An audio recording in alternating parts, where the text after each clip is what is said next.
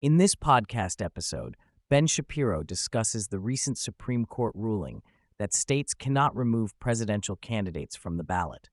The ruling was unanimous, with the court stating that only Congress has the authority to define insurrection under the 14th Amendment. This decision has angered many on the left who were hoping to prevent Trump from running for office. Colorado Secretary of State Jenna Griswald, who initiated the process to remove Trump from the ballot, expressed disappointment in the ruling. She believes that states should have the power to bar insurrectionists from running for office.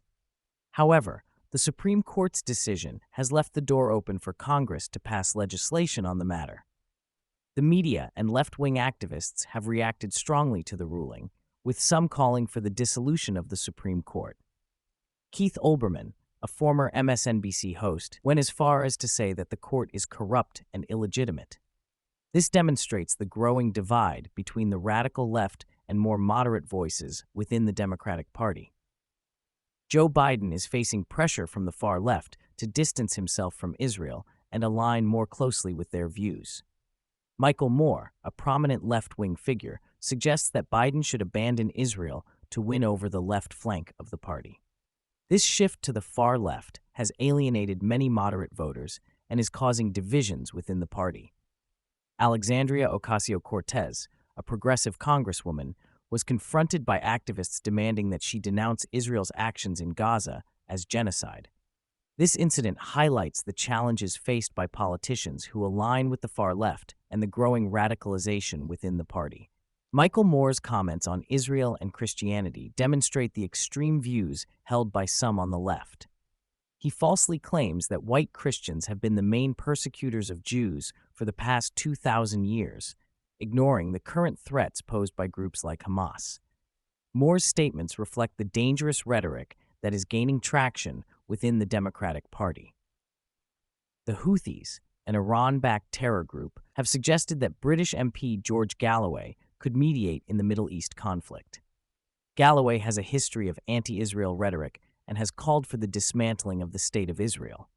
This shows how extremist groups are exploiting the radicalization within the Democratic Party to further their own agendas.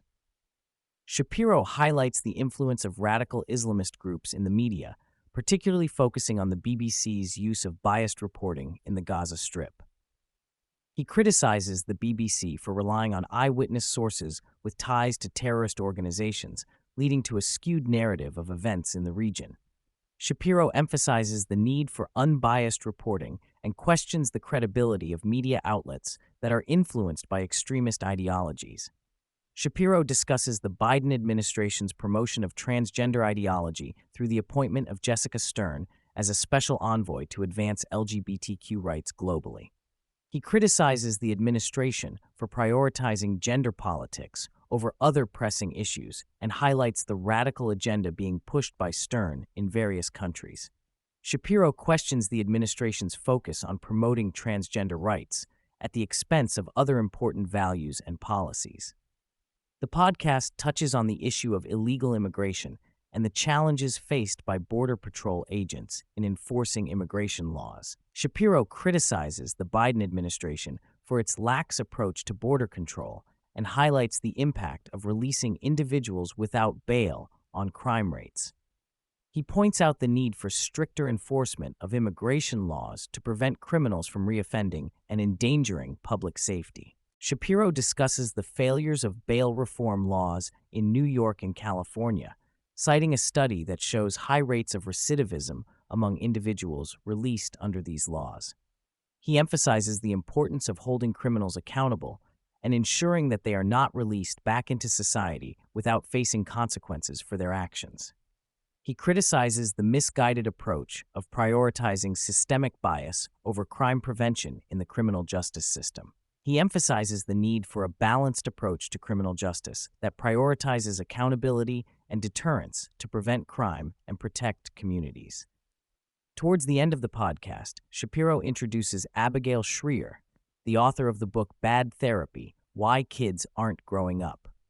They discuss the taboo topic of why young people today are struggling to transition into adulthood.